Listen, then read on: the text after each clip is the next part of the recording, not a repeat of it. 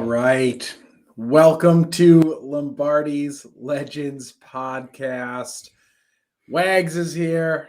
I'm the other co-host, Dane. And Wags, finally, we're talking playoff football. Green Bay Packer playoff football tonight. We're doing a little earlier this week. It's Wednesday as we're recording this one because, frankly, we couldn't wait to talk about Packer playoff football. Wags, it was no guarantee this offseason that the Packers would be back in the playoffs. We had no idea how things were going to shake out.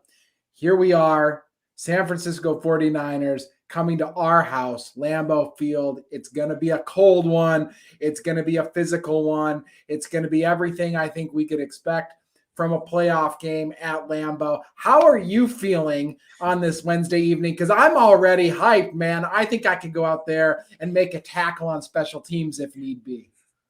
Well, Dan, I'm thankful that we're not going to count on you to have to do that. I've seen you play, and no offense, we don't want you anywhere near that field. I'm hyped. I'm really, really looking forward to this game. Like a lot of other Packer fans, I'm nervous. I've got this nervous energy going, and not because so much that I am not confident in the team. It's just this playoff football. Anything can happen. We've gone through this, and certainly the 49ers have had our number when it comes to Packer playoff matchups in recent years. That doesn't mean anything for this game. It's different teams, different games every season. But I think a lot of fellow Packer fans certainly have those recent matchups in the back of our memory. And we'd like to put those to bed. Certainly this week, we've got all of the pieces in place to make this run. So Dane, I think tonight got a lot to unpack here. Injury updates, players coming back, matchups on both sides of the ball. So I can't wait to get into it. Absolutely. Absolutely. Wags, looking at it right now, I just, there is a lot to talk about. Let's talk about practice today. Let's talk about the fact that a lot of the guys are back at practice. One glaring person today that practiced yesterday isn't practicing on Wednesday is MVS, but largely a lot of the other guys that we would hope and expect to be back are back. How are you feeling about the injury report right now? How are you feeling about where we're headed for Saturday evening? Are you optimistic that a lot of our guys are going to be suited up and ready to go on Saturday?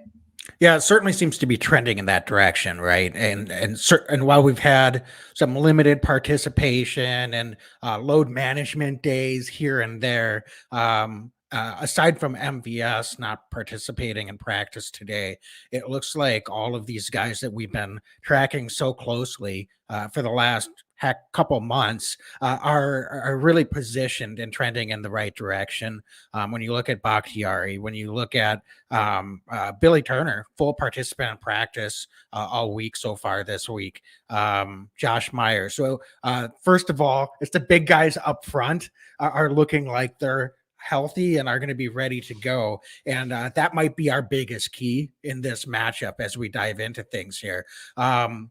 Zadarius and Merciless have been practicing. How much they play this week, if they are activated, will be something that's interesting to watch. I think we're going to have to temper our expectations for the number of snaps that we're getting out of those guys. But Dane, for those two in particular, we've been saying, heck, we'll take 15 to 20 snaps out of each of them if they're able to spell Preston Smith and Rashawn Gary and come in that role.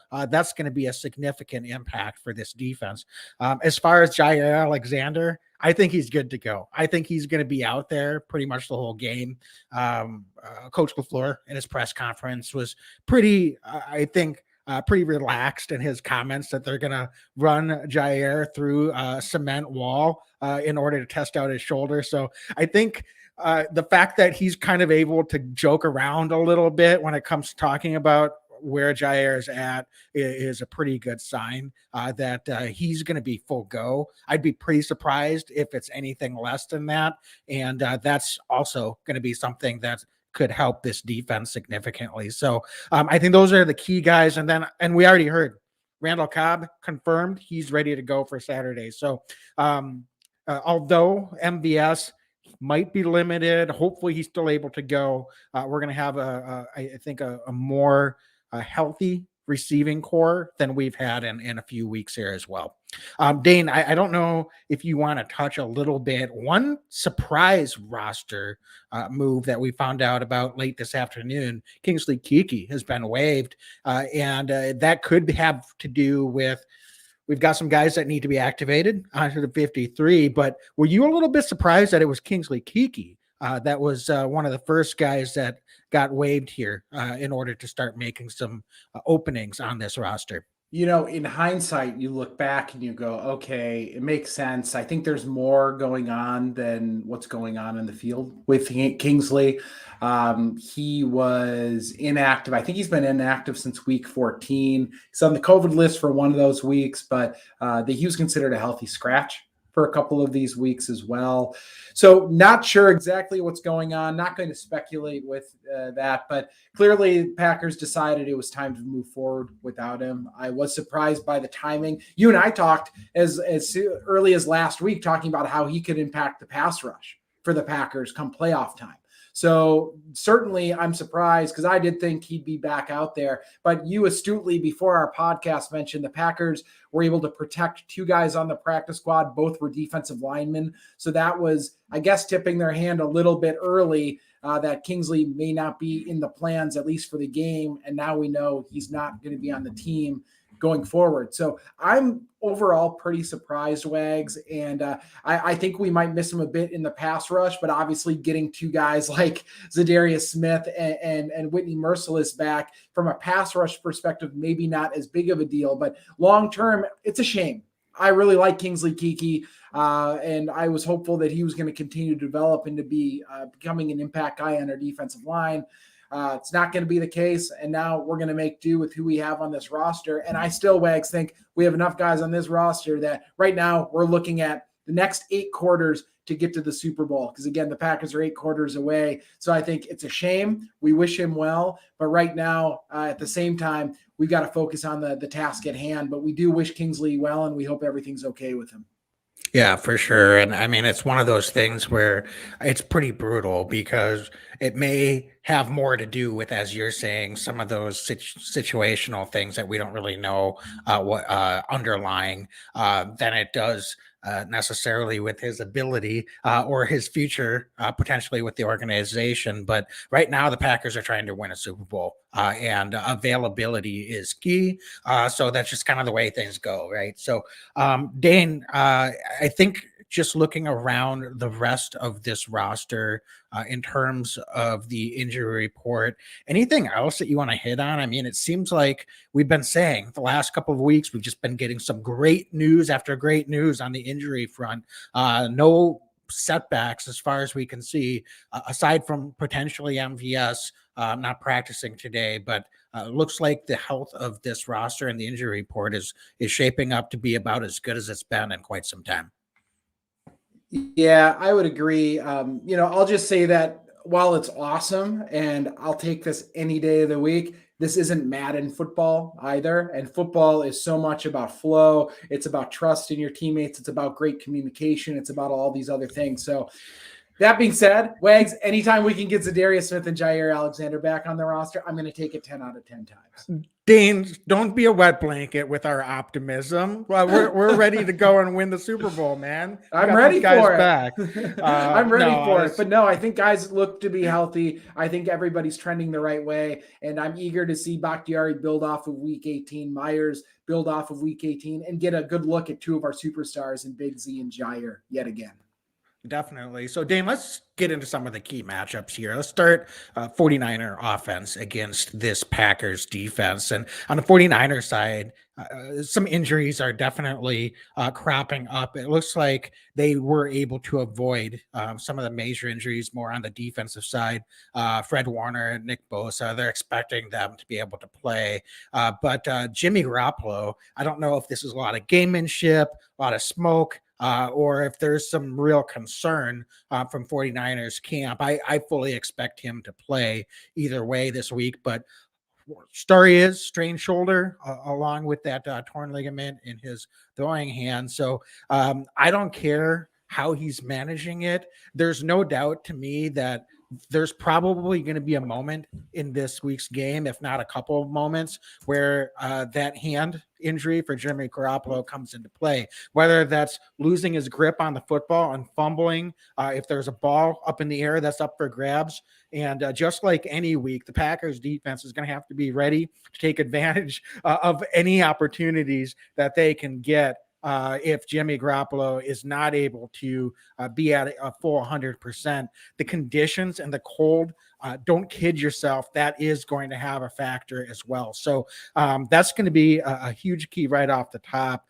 But Dane, I don't know how much the 49ers are going to be game planning to throw the ball. They will throw the ball. But let's start actually with the running game of this 49er offense.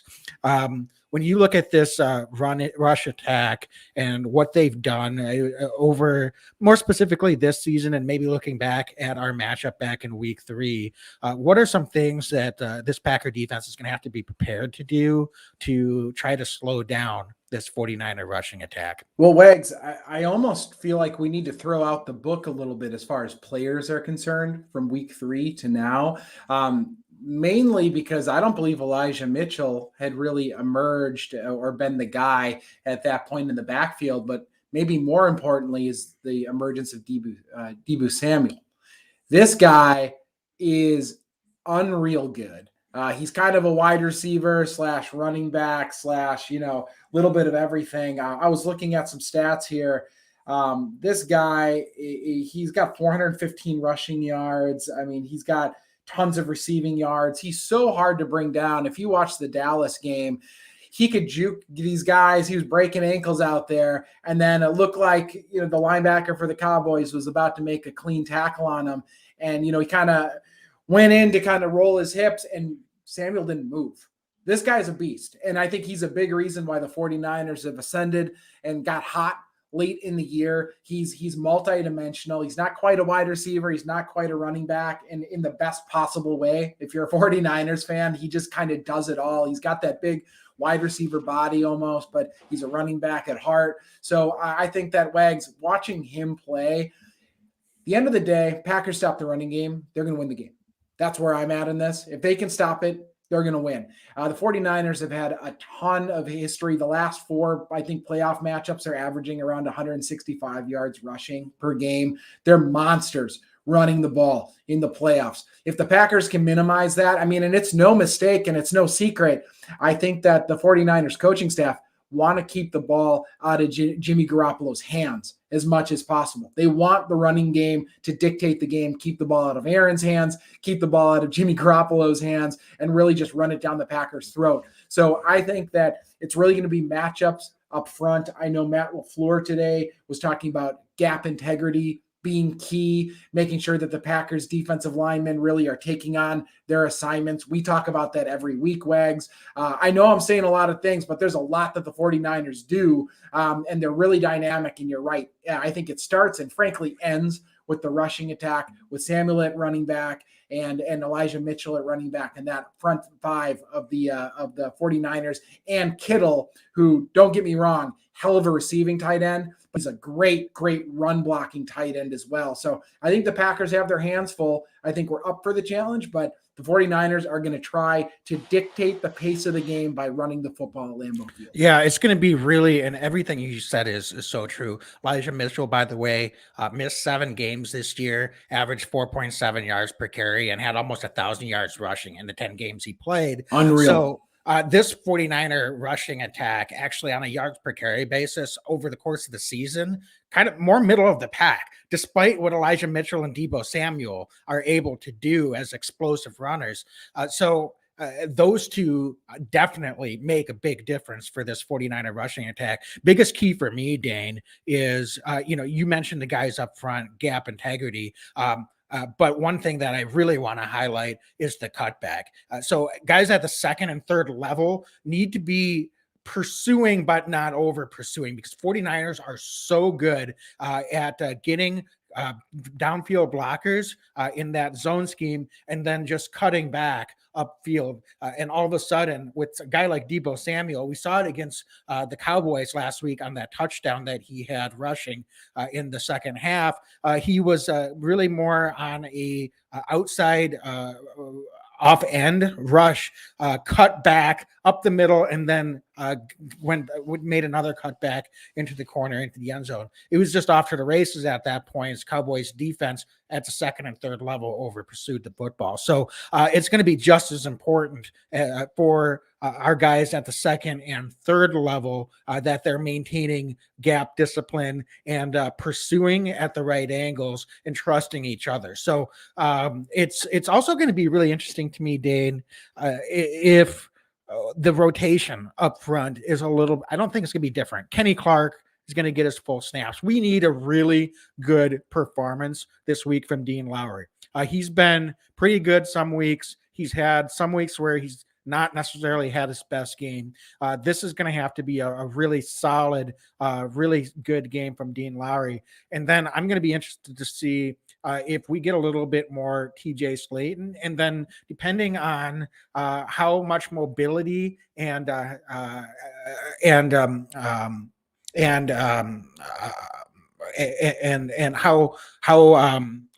his conditioning is, and I'm talking about Whitney Merciless, he could be someone that we see more in rush downs on the edge. So maybe Merciless and Zadarius Smith are really more of a rotation at times, where Zadarius is in on the pass downs. Merciless could be in some of the rush downs. We know Preston Smith is going to be out there a ton. Rashawn Gary is going to be out there a ton on the edge. But that's where Whitney Merciless can really help us, is against the run. He's very, very effective there. And the defense was playing some of their best football against opponent rush games when he was part of the operation. So those are some of the keys for me. And I think it's going to be interesting to see how well we can pursue and then, get to the football, because the 49ers do a very, very good job of turning plays that don't look like they're going anywhere, and Deebo Samuel all of a sudden makes a cutback, and he's got a big, big gain. Wags, got a question for you. Talking about the defensive linemen, I love talking about the big guys up front. I think they win the football games as much as not in this league. So got to think Kenny Clark is going to be playing his fair share of snaps. I wouldn't be surprised if Kenny plays all but just a couple of snaps this game. He's just that important to this defense. From there, do you think the Packers follow a similar routine where we probably see Dean Lowry next in line, then Tyler Lancaster, and then from there, like TJ Slayton? And it seems like the Packers have really liked Abdullah Anderson. He's a practice squad guy, but they've been rotating him in the last couple of weeks. He's one of the guys that the Packers have decided to protect. So do you see it kind of as like a 5-man defensive line rotation to try to stop the run and keep the Packers defensive linemen fresh? Or how do you think you combat a running game like this? Yeah, and sorry, I kind of threw that out there and didn't clarify my thought on it. I'll be curious to see if you have any thoughts on this. They're going to have the same guys out there that they always do. Don't get me. They're all going to get their snap. I'm just wondering if this is a matchup that they use a little bit less of a guy like Tyler Lancaster. He just doesn't have quite as much lateral ability, and they need people to be able to pursue from the defensive line position. So he's going to be out there. He's part of this defensive line rotation. Don't get me wrong, but is it more like 15 snaps instead of 20 or 25? We're not going to be able to look back in hindsight and know exactly what the plan was, but I'll be curious to see how that shakes out if they make any slight adjustments. One other thing is, depending on how many snaps they can get out of Zadarius and Whitney Merciless, do those guys take a few snaps from some of our edge defensive linemen? I don't know. And in a running down situation, I don't think that necessarily helps you, but it gets more speed out onto the field. And depending on how healthy or what the conditioning of those two guys are, maybe the coaching staff says, heck, we need to get those guys out there for more snaps. Why limit them to 15 to 20? I'm not predicting they get a lot more than that, but if they are able to do more work than that this week, perhaps they steal some snaps from some of our regular defensive line rotation, just to give the 49ers a different look and see if we're able to get off some blocks and cause some disruption in that fashion as well. Do you think one thing I've noticed is Chris Barnes has been playing pretty good football as of late, and it seems like the Packers coaching staff have taken notice. No matter who they play, it seems like Barnes is getting more and more snaps out there, and the Packers have kind of dared opposing offenses to beat them the way that they want to play defense. And both in base, Barnes is playing a lot, but also in that 4-2-5 kind of nickel that they play as well. We're seeing a lot of Barnes. I would expect to see more of him again this week alongside Devondre Campbell. Would you agree? Do you think that they're going to kind of keep that second linebacker out there? I think so, Dane. Yeah. Don't you think they have to? I think they do. How the 49ers, George Kittle, really good blocking tight end. And then they use a lot of Kyle Juszczyk, as kind of a fullback, hybrid fullback, tight end out of the backfield. They put him in motion a lot. So we're going to have to, I was saying maybe we put some of our edge guys out there that take some of the size off the defensive line, but we're definitely going to have to match the physicality because this is a big 49er offensive line up front. Trent Williams is one of the biggest dudes in the league and arguably, along with David Bakhtiari, one of the best left tackles in football. So they've got guys, and with Kittle and Juszczyk specifically, I think you've got to have a lot more of Chris Barnes out there, don't you think? Because you got it. I agree. Chris has played too well in these kind of situations. I think that he's actually a pretty important piece to this defense, is kind of that second big linebacker to shed blocks and be a pretty sure tackler for this D. All right. Well, just to throw this out there, if the Packers hold Elijah Mitchell to less than what amount of yards are you going to be feeling decent about how we're doing this game? Well, it's a good question. But the problem is you've got Mitchell, you've also got Samuel, right? And if one of them can just go off, and that could be a problematic thing. I'll tell you what, if you keep the 49ers 110 yards or less, I like our chances. Sure. Because that means that big Jimmy Garoppolo is going to have to sit back there and throw. And I don't think the dude's ever played a game less than 38-degree weather. We're about to talk about the passing game. He's got a bum hand. He's going to be playing in cold weather. This Packers defense is opportunistic.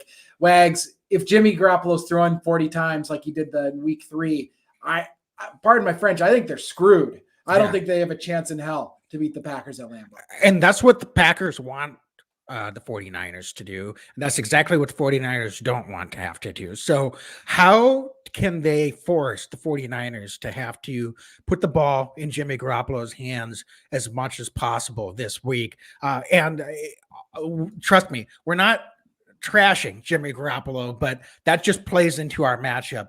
Actually, 49ers, from a passing standpoint, are one of the most efficient pass offenses in the league. 8.6 yards per attempt, second in the league in yards per attempt. They've got the fourth most 20-plus yard pass plays, and they've got 1 to 200 less pass attempts than all three teams that are ahead of them. So they are able to be explosive when they need to be through the air. So don't get me wrong. They can beat us this way too. But to me, the biggest key is not how many points and how many yards they get through the air. It's how many times Jimmy Garoppolo has to throw. The more he has to throw, the more chances there is for him to make a mistake and for the Packers to take advantage of that. Our offense, which we'll get to, is going to put up points. But if we're able to force Jimmy Garoppolo into making some mistakes, whether he takes a sack or gets fumbled, throws an interception, that's where this game can tilt in the Packers' favor. Yeah, I mean, the reality is if you've got a good running game, you're going to be able to throw the ball and be efficient if you're running on the ground. The problem for them is if they're not running the ball, I think that their efficiency goes out the window pretty quick, and Garoppolo is going to have a long day. I mean, one of the things that really stood out to me was the turnover differential. I think they've turned over the ball 4 more times than they've had takeaways this year. That's what I read coming into this podcast. If that's the case, and the Packers are pretty darn good on the turnover differential. I don't know. I have the numbers in front of me, but the reality is if Garoppolo's got to sit back there and start throwing, especially with what I expect to be an improved pass rush with some of our guys getting back, like if we can pin our ears back, I just don't think Garoppolo is going to have the ability to beat the Packers in a second half of a football game. But if they're keeping us guessing and we're kind of on our heels, ice skating a little bit, it could be a day. It could be a hard day, but that's the key, Wags. I feel like the Packers, one of the things they like to do, especially one of the reasons why they like to play Barnes and Campbell at the same time, is they play about 6 men in the box. That's kind of what they've been doing when they have Barnes out there. They don't like committing that 7th guy because they think with their 4 down linemen and their 2 inside linebackers, they can really take away a lot of the team's run potential. Now, we've had mixed results on that this season. So that's where I'm curious. Do they sneak another guy up in the box a little bit more on Saturday night just to kind of dare the 49ers to throw? Or do they stick, and they being the Packers, as Coach Barry, stick to, you know what? Beat us. Try to beat us this way. That's what I'll be curious to see. I'll be watching that early and often, seeing how the Packers make those adjustments too as the game wears on. If they're stubborn or if they can stop the run early, and if they can do that, then game on, we're coming after the quarterback. Yeah, it's going to be quite a chess match because it's not like anybody has any secrets of what they're trying to do on both sides of the ball. But the more the Packers can bait the 49ers into throwing the ball, the better off we're going to be. Like I said, they can get some yards, they can get some points through the air, but third, fourth quarter, at some point in this game, the more Jimmy has to throw the ball, the better I like our chances. So, Dane, let me ask you this. Looking at the Packers secondary, we talked a little bit about Jair appearing like he is trending to return this week. How do you think the Packers work him in? I know there's been a lot of discussion of, does he go back right outside on the boundary? Do they put him in the slot? Is that Rasul Douglas?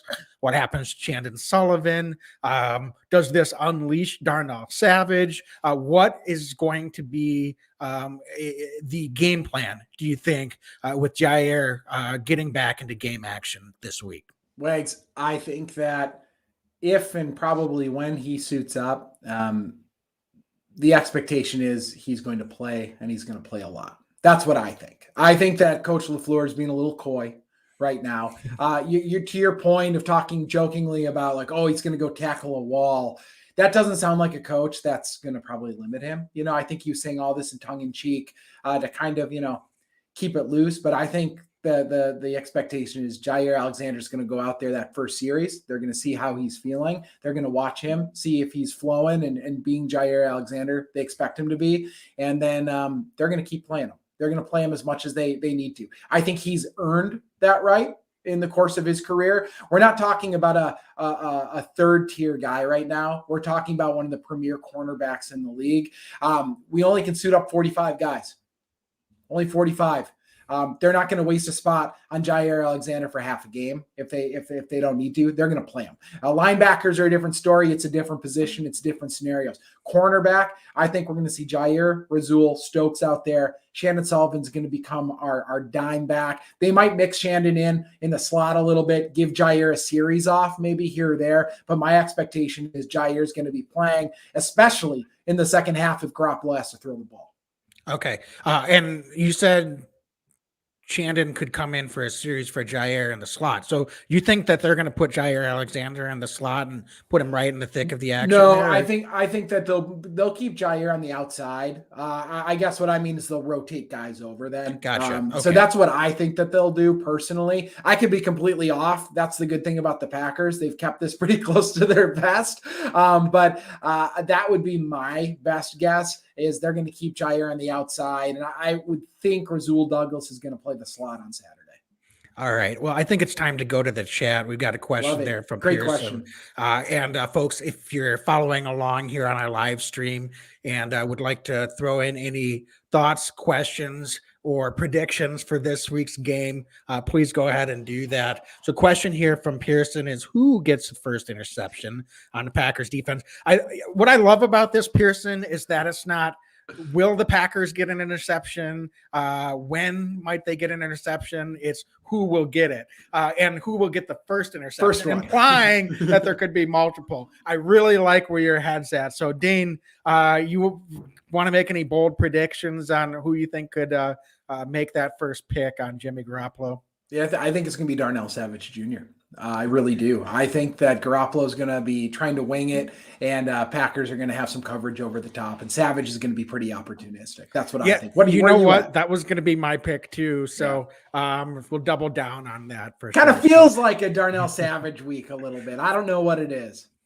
Yep, definitely. So, Dane, any other thoughts on the matchups here? We didn't talk a lot at all about George Kittle. We did a pretty good job against him in our previous matchup. He's a guy that just, he can be quiet some games, and some games it seems like he can just completely gut the opposing defense. So, what do we need to be doing to make sure that we can keep him on the quieter side this week, because we've got enough other things to deal with this 49er offense. Last thing we need is George Kittle to be just going, crazy against this defense. Yeah, two things. I think the first thing is if he's playing in line as kind of a sixth offensive lineman, and then going out for routes, jam him at the line of scrimmage. I don't want him getting a free release. When he gets a free release, it's really hard to keep up with the big guy. But if you're jamming him at the line of scrimmage, kind of just disrupting him there at the point of attack,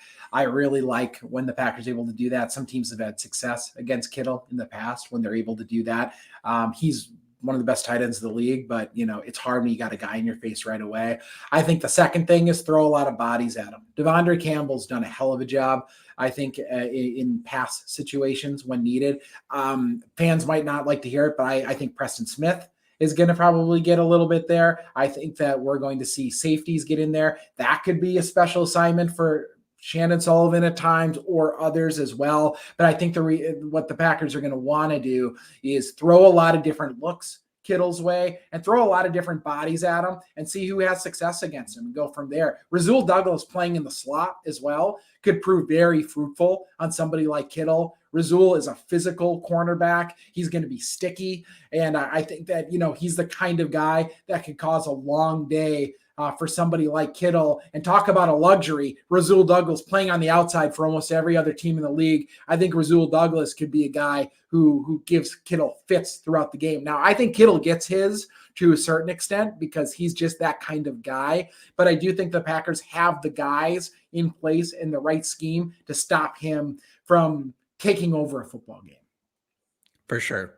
So it's going to be incumbent on this defense not to lose track of these key guys. Where's Deebo Samuel lined up? I wouldn't even be surprised if he takes direct snap at quarterback, a wildcat type situation on a snap or two. So we're going to have to be ready for whatever the 49ers are going to throw at us for sure. Dane, I think it's about time to take a break and talk about our sponsor, DraftKings Sportsbook, official sports betting partner of the NFL. And you've been doing a great job of keeping us up to date and posted as far as some of the offers that we have going. But more importantly, your wife, Andrea, has been playing daily fantasy. So now that we're in the playoffs, what is the strategy and what are the lineups looking like for this week? Wags, I'll tell you what, last playoff game just a couple days ago, she was sitting here on the couch kind of gloating, showing me her picks, and her Patrick Mahomes pick, I think, was key to her success last week. I think going into this week, and mind you, folks, she'd never used DraftKings Sportsbook before. This wasn't something that was on her radar, but because of DraftKings Sportsbook's awesome offers to our listeners, she got on the app, Now she's making money. And I think that this week she's looking at a couple key Green Bay Packers. We're going to be talking about them on the offensive side here shortly, but she's circling certain Packers running back. That's my tease for the next segment for DraftKings this week. But I expect her to be successful. Again, she's having a ton of fun this year on the DraftKings Sportsbook app. She used that promo code TPPN. First time this season. She's been winning more than she's been losing. She's having a lot of fun. For sure. So, folks, download the DraftKings Sportsbook app now. Use promo code TPPN and get 56-1 odds on any NFL bets. Wow. If your team wins. So bet just $5 and you can win $280 in free bets. That's promo code TPPN for 56-1 odds at DraftKings Sportsbook, an official sports betting partner of the NFL. Must be 21 or older, New Jersey, Indiana, or Pennsylvania only. New customers only. Minimum $5 deposit, $1 wager required. One per customer. Restrictions apply. See DraftKings.com/sportsbook for details. Gambling problem, call 1-800-GAMBLER. So, Dane, when we look at the offensive matchups and the keys for this Packers offense against 49er defense, I think similarly to some of the previous matchups we've had against them, it's our ability to counter their pass rush led by Nick Bosa, who's just had a monster season again. But also, I do want to kind of get in a larger discussion. What exactly do you expect this game plan to be? Because this is not a Packer offense that's been up-tempo at all season. In fact, they've been a pretty slow tempo-wise, but that plays in some respects into what we expect the 49ers to want to do and keep this a low-possession game. So I'm curious, do you think the Packers make any adjustments coming out of the bye to try to pick up the tempo a little bit in this particular matchup with an eye on forcing Jimmy Garoppolo to make more throws, with an eye on giving Aaron Rodgers more opportunities to lead offensive possessions in this game? It's a really good question. I tend to say no overall. And the reason I say that is through the course of most games, the Packers have been scoring at a pretty significant clip. Aaron Rodgers has had what is likely to be another MVP performance. I'd be a little wary at this stage to kind of just shake it up because, a hurry up offense or a faster tempo is only useful if you're moving the chains and you're able to do that. So do I think that LaFleur has some wrinkles in store? Yeah, I think so. Wags, would you be surprised if, they do a couple fast counts and do some of that kind of stuff against a potentially overly aggressive on the road 49er defense? Certainly, I think that's the case. But I do think that LaFleur and Hackett also want to really stay the course and kind of dictate their game plan, and not kind of get outside of their own skin. And I think it starts with the run game, personally. I know Rodgers is Rodgers, and he's going to get his, but I really think the Packers are going to try to commit to the run game early and often against this 49ers defense and see where that can take them. It sounds a little counterintuitive because I think the 49ers DBs have had their struggles, but all the more reason I think the Packers will have their opportunities in the passing game, that if they can get the run game going early and often against this 49ers team and control the game how they want to control them, that it would be very, very beneficial through the course of the game. So that's how I see the Packers doing it. I want you to answer your own question on that, though, too, because do you see them shaking up the tempo? Do you see them trying to get these snap counts off faster? The only thing that I really worry about there is they've been doing it a certain way for so long this year that do you think that could potentially be more harmful than beneficial in a game that's so important? Yeah, I would clarify. I certainly don't think that they're going to go up tempo the whole game. That's not what I was implying, although I wasn't very clear about that. I'm just wondering if there's spots where they, speed things up a little bit. Maybe the first series, or in the third quarter for a series, or maybe within a series, just get up to the line. That's something that we've seen Aaron be masterful over the years. So if they've got personnel groupings that they feel good about, stay out of a huddle and just get up to the line and attack the 49er defense. Try to wear them down a little bit if they're able to do so. So I I agree with you overall.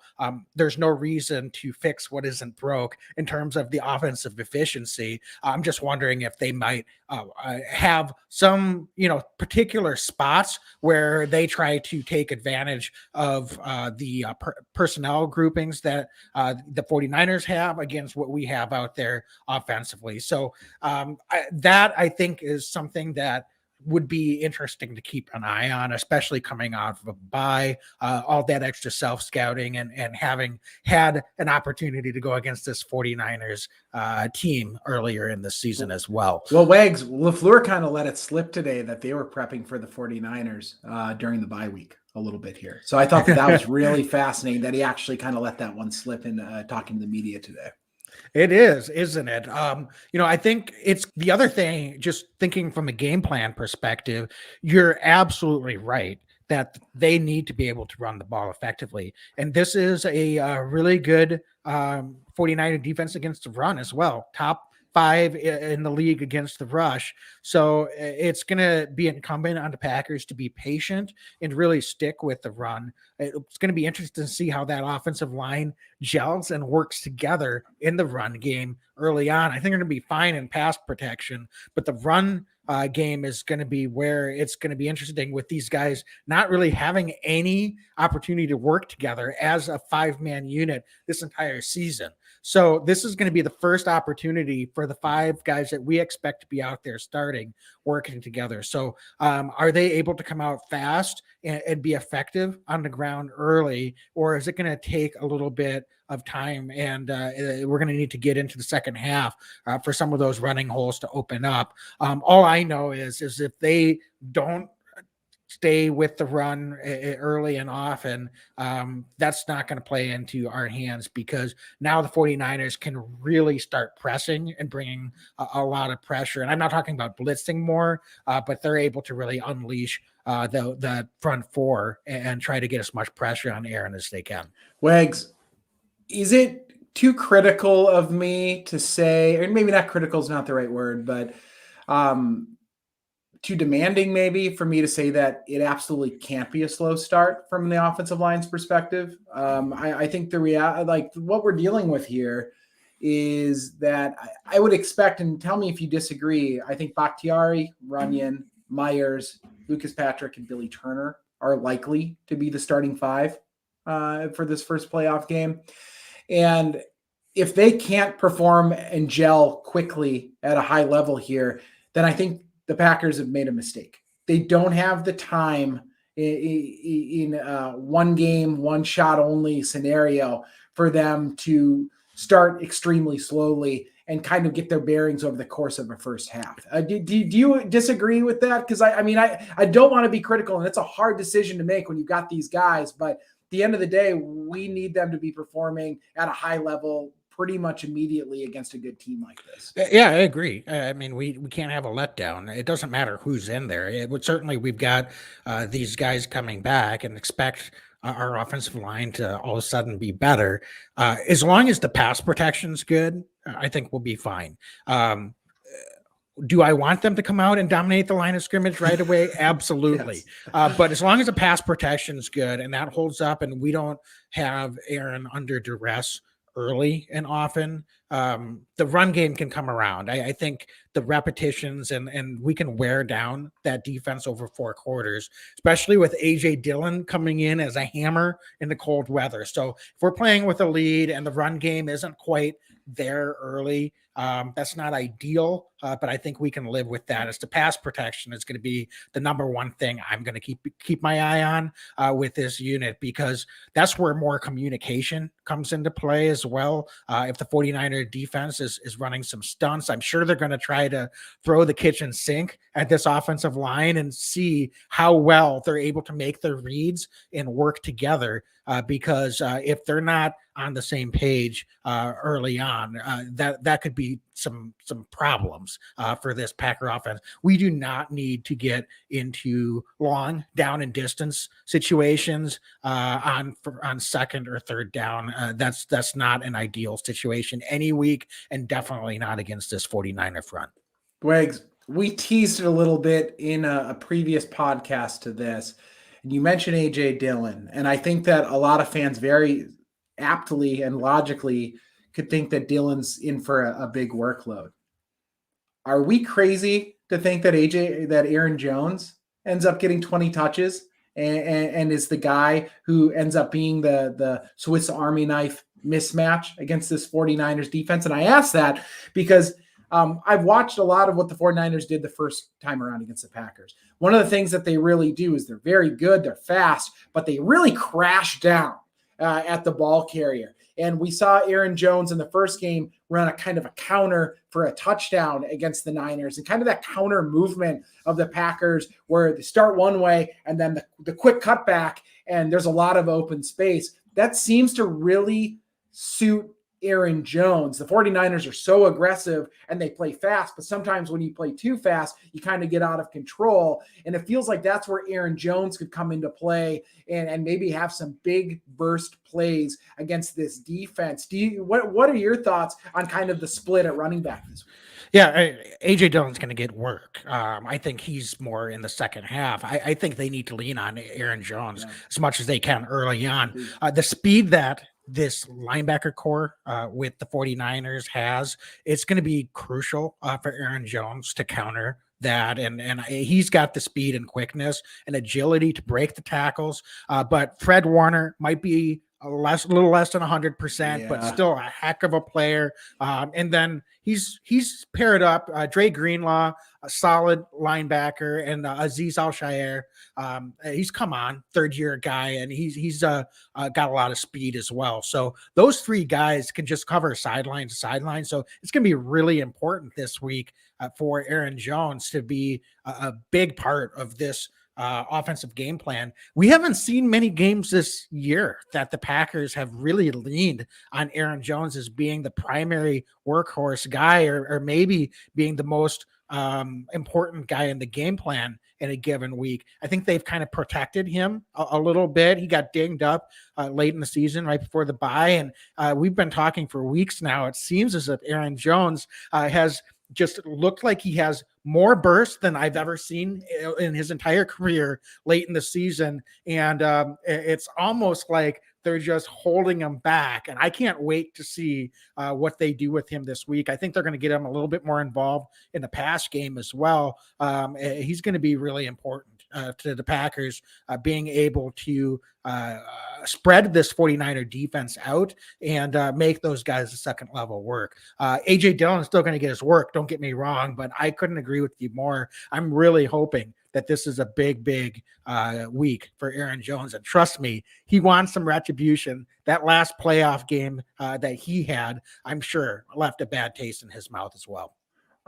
Wags, did you see the end of that Lions game when Fred Warner got hurt? I asked because I can't imagine he's close to 100%. He looked like he hurt his ankle pretty bad there. And I'm not rooting for an injury, but the reality of the game on both sides of the ball is like guys are going to be managing injuries. And I expect everybody that can go on both sides are going to go. It's playoff football, right? Then Fred Warner's one of the best linebackers and so darn tough. But do you think the Packers aren't dumb. I think they're going to try to exploit and see how lateral he can move at the linebacker position as well, and see, can he keep up? And part of the way you potentially do that is trying to get mismatches with Fred Warner on Aaron Jones in the passing game. And that's something that I'd really like to see the Packers do more of. I know we talk about it, but now it's time to throw the kitchen sink at opposing defenses. I'd love to see some Aaron Jones, AJ Dillon, dual backfield situations, but also getting Aaron Jones out in space against somebody like Fred Warner, I think could be really beneficial to this Packers team, trying to exploit him and see if he can keep up with Aaron Jones, because it's hard to do anybody if you're 100%, but if you're not, if he's out on the field, the Packers have every right to just go after guys and see if they can cover. Yeah, and then what that opens up is one or two targets on, a bootleg where you've got DeGuara or Mercedes Lewis kind of coming out into the flat. And that's a lot of work for the 49ers linebackers, and they do it well, but you get one-on-one matchups. Those aren't going to be plays that you expect to get 15, 20 yards on, but they can be effective in chain movers and really countering the 49er defense so that they have to stay honest, stay on their keys, and they're not able to be just constantly moving downhill. So those are quietly underrated plays sometimes that can happen over the course of the game. And the more that we can get Aaron Jones involved, the better off that opens up the rest of this offense. So, Dane, I don't know if you have any thoughts on this 49ers secondary. They've come along a little bit, but definitely a weakness still of this defense. One guy that I think has been improving quite a bit is Ambry Thomas, rookie cornerback out of Michigan. And he's not at like a Jair Alexander level, but he's been getting better. I think their safeties are still pretty solid. Jimmy Ward has been in this league a long time. But what do you expect the Packers to do to attack this 49er defense through the air? They were able to go long once to MVS in that week 3 matchup. They tried to connect a couple of additional times. The vertical pass game timing was a little off early in the season. Seems to really have gotten on of late. So are there any particular things that you think we should be looking for when it comes to this pass offense and how the Packers want to exploit things from that perspective? You know what? One of the reasons I think the Packers will maintain a pretty slow pace at the line of scrimmage is this 49ers pass defense. They really like to play zone as much as they can. That being said, when they go man-to-man, it doesn't matter who they play. They do not have very good success rate against opposing offenses. Aaron Rodgers, I promise you folks, knows all about the problems that they have when they go man-to-man. So I expect Aaron Rodgers, when they get to the line, he's going to be checking. He's going to be trying to read their defense, see where guys are set up. And anytime it looks like he can get them man-to-man, he is going to audible into a pass, and he's going to try to take a shot. That's what I think is going to happen this week because they just don't have a good success rate. And I think the Packers are going to go lateral really quick. Yeah, what I'm going to be interested in is in that first matchup, Devontae Adams got 18 targets. So how do the 49ers want to counter that? Because if I'm the Packers, I'm going to keep throwing to Devontae until they stop or do something to prevent him from being wide open. So just keep going to that. And I'm sure they're going to have a counter ready, and the 49ers, I'm sure, will as well. But perhaps Randall Cobb gets a few more targets thrown his way this week as well. He's not someone I expect to come in and get eight catches for 120 yards coming off injury. However, what kind of impact do you think Randall could have this week as well? That's why he's here, Wags. Randall Cobb's not here for week 5 football. Randall Cobb's here for playoff football. That's just what we're working with here. And I know he's coming off an injury, and I'm sure he's hurt. He's one of the toughest dudes out there. I remember that Seattle game way back in the day, that playoff game that we all want to forget. Randall Cobb, if I remember right, had like an appendix issue, was in the hospital, and he still played. He's a tough guy. I expect him to move some chains. I expect him to be Aaron Rodgers' security blanket. I expect him to be in the spot that Aaron Rodgers expects him to be in. And that's a very valuable asset this time of year. Is he a guy who maybe has a monster game? I don't know. But he's a guy who's going to contribute. And I think he's a guy who's going to help move the chain. And all of a sudden, Wags, we start talking about Randall Cobb. We start talking about Allen Lazard, who's been phenomenal as of late. And we start talking about somebody like DeGuara. Josiah DeGuara has been another chain mover for this offense. I know the end zone situation in week 8, who cares? In games that matter, DeGuara has been a guy who's helped move the chains. So all of a sudden, we're starting to talk about a fair number of weapons that Aaron Rodgers can lean on in critical situations that he's showing comfort in. But I think Randall Cobb, it's so important to get him back. If you can go in with a top 4 of Lazard and Adams and Cobb and MVS, hopefully he's able to go. It's a tough thing to defend when you've got the running backs that the Packers have. So I'm looking forward to seeing Randall Cobb back. I'm not sure how many snaps the dude's going to be able to play, but I think in critical down and distance, he's going to be out there giving it a go and trying to convert some first downs. Yeah, I didn't get targeted in that first matchup, but I think first few weeks that he was back, he was Yeah, kind of finding his footing a little I bit. agree. So I expect that he will definitely be a little bit more involved in this game for sure. So, Dane, last thing I asked about the past game, if MVS is limited or unable to go, how does that affect what the Packers want to do from a passing perspective? And how big of an impact could that potentially be? It'd be disappointing, to say the least. I think that he would be really, really nice to have out there this week, maybe more than any other week of teams they're playing, because the Niners are so um, poor in man to man, and sometimes they have to get out there, and that's where I think MVS can really exploit their defense. So if he's not able to go at all, it's tough. It's just too bad. If he's able to go 10 or 15 snaps, great. If we can get him out there just to try to take the top off the defense, even on a couple plays, and give them that extra look that they know is coming from a guy who can just kind of streak down the field. But I'd sure like to see him be able to get out there. And I'm not even mentioning that he's becoming a more complete wide receiver. So not only is he that deep threat, but he's been able to have some moments this year that I don't think we've really ever seen from MVS in past seasons, where kind of these intermediate routes, he's been able to come up and make some plays. So overall, I'd really like to see him get out there. And if the more we can get him out there, the better. Especially in kind of these critical situations. He's a big play receiver. This is a big play game. We need guys like that out there for these kinds of moments. Yeah, I mean that stretching the field element alone is just the threat of it certainly makes a big difference. So hopefully it would just getting some maintenance today, and we'll have to see. We're recording this here on Wednesday evening. If he practices tomorrow, if he doesn't practice tomorrow, it's probably not a good sign for him being able to go on Saturday. So, Dane, I think that just about covers it when we look at the offense here. So, any thoughts on special teams other than make the kicks and tackle on coverage? Make the kicks and tackle. Okay. I don't know what else to say. And if Boho could punt the ball and just kind of find that magic that he had to start the season would be really important. I talked about Randall Cobb, Wags, about that's why he's here. The reality is they brought in Boho because of how good he was in Buffalo in inclement weather.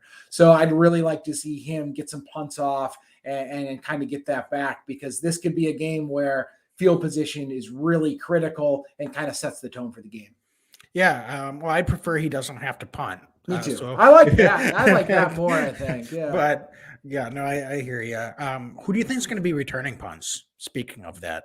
I think it's David Moore. I think that they protected him this week.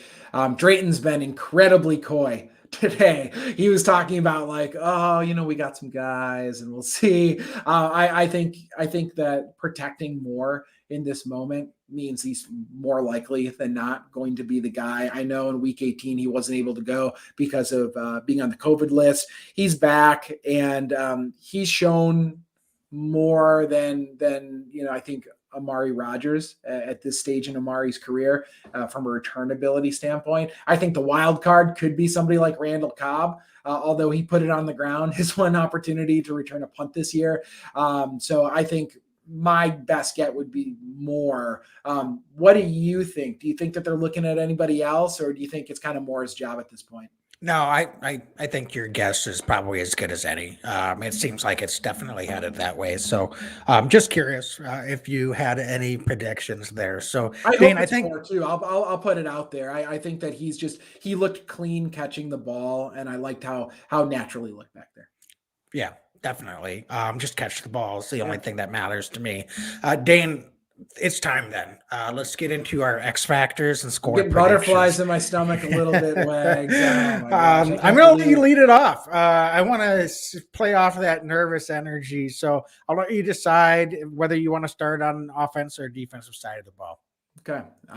So you know what? I haven't even written any down yet. So this is all going to be coming just from kind of feel and knowing this team a little bit. I'll start on the defensive side of the ball, and I'm going to say Darnell Savage. I think that he is critical to the Packers' playoff success. He's had a bit of an up and down season, and I think Garoppolo is going to give the Packers the chance to take some footballs away.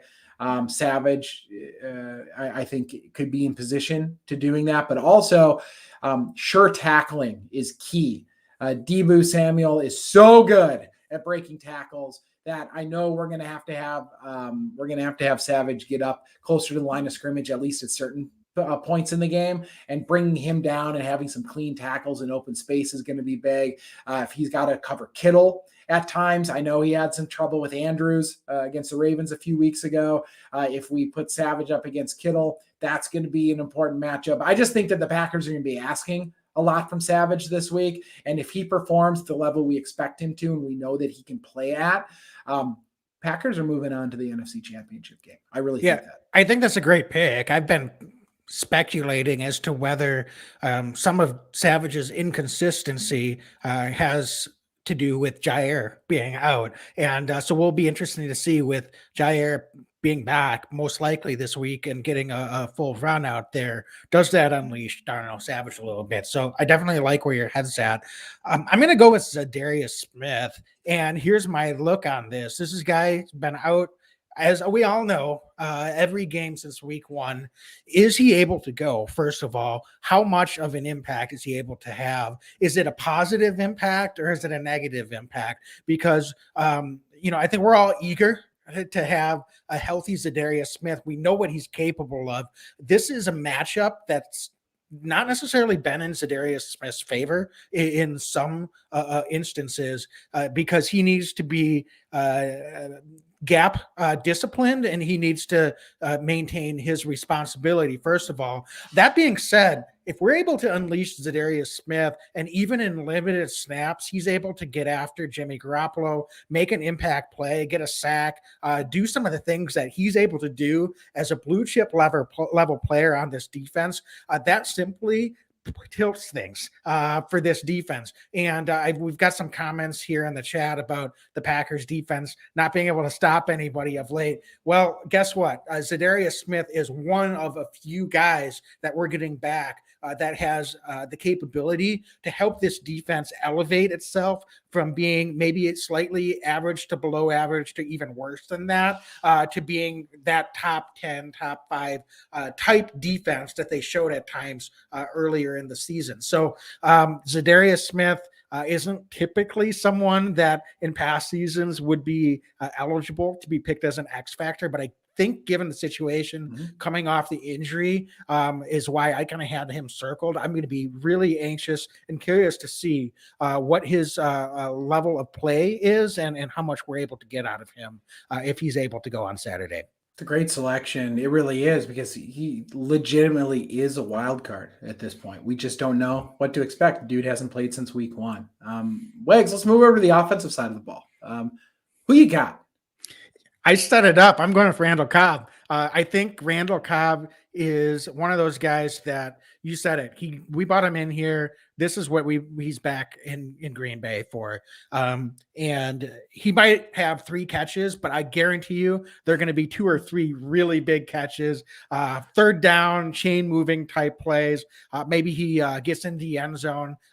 Tends to be someone that really is targeted by Aaron down in the red zone, even as not being the biggest target, just reads the defense and is able to put himself in a position where Rodgers just knows where he's going to be and he gets found. So I think Randall Cobb is going to find a way to make a footprint on this game in a positive way. And for that reason, I have him as an offensive X factor. Fantastic choice. I'm going to go with the position group that's not normal. Lee would be somebody that we would consider a X factor. I'm going to go with a player that's not normally an X factor, but I'm going to go with David Bakhtiari. And the reason, and I'm going to explain it, is you don't normally go with, multiple time all pro left tackles as your X factor, but maintenance issues, right? We weren't sure if he'd come back. He played some of the snaps, but didn't play all of them in week 18. Is he going to be able to play at the level that he is accustomed to be playing at? If he's able to do the things that we think he can and we know he can when he's healthy, he's as good as anybody in the league. And he's going to be playing against somebody like Bosa, who is an absolute monster coming off the edge. He's going to be playing against a fast 49ers defensive front. If he can keep Aaron Rodgers clean, and if he can provide some good double team blocks and some good run blocks, Packers are doing okay, Wags. So because of all of those reasons, we're not sure, can he hold up? We're not sure after so much time off, can he play a full game? All these question marks.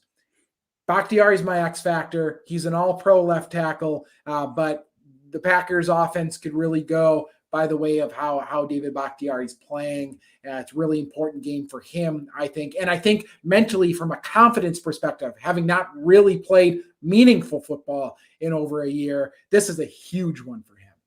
Yeah, I mean, it's very similar to the logic behind my Za'Darius pick. The only difference is this is magnified even more so because we're expecting David Bakhtiari to be out there every offensive snap this game. So how is his conditioning as well? That's something that could be a factor too. So it's going to be fascinating to watch. I know we're all super excited about having some of these guys coming back from injury. They're going to make us better, no doubt about it. But how do we integrate those pieces and make it all mold together? That's going to be the biggest thing that we'll have to be watching. So, Dane, time for score predictions. Do you want to lead this one off or should I take it? I'll go. Okay. I've been thinking a lot about it. I think the 49ers are the hardest matchup-based team against the Packers. They're a team that's ascending. They're hot right now. There's going to be chess matches going on between the coaches that are very familiar with themselves. 49ers have been a team that have been a thorn in our side for a very long time. Wags, you and I were at a 49er playoff matchup a number of years ago where the 49ers sent the Packers packing from the playoffs. I hate 49ers. They're on my Mount Rushmore of teams that I hate in the NFL. It's going to be tight. It's going to be close. It's going to be physical. And I think Aaron Rodgers is going to tear the hearts out of the team that he rooted for as a child. I think that the Packers are going to win this game. It's going to be real close, this close, 31-30. The Packers win it. We're all chewing on our fingernails late in this game. Aaron Rodgers delivers. Mason Crosby kicks the extra point. Packers move on. 31-30. Home field advantage strikes again. Packers win.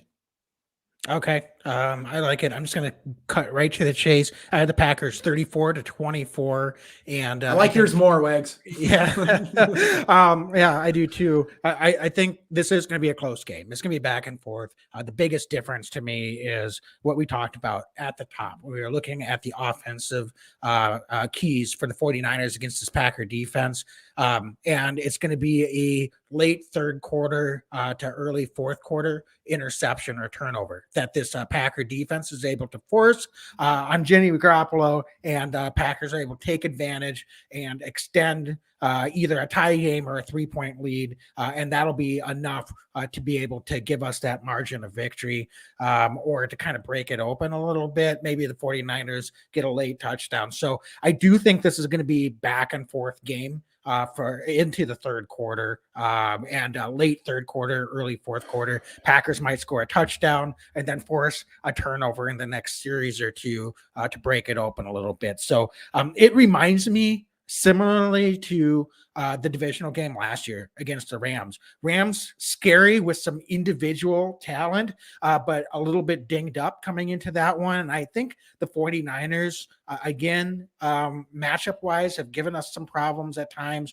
We've kind of gotten them back here in regular season the last couple of seasons, but they're a little dinged up right now as well. So I just don't feel like they've got the health and the horses to be able to overcome what the Packers have going right now. So I do think the Packers take care of business and ultimately pull away on this one. So either way, I'll take the win.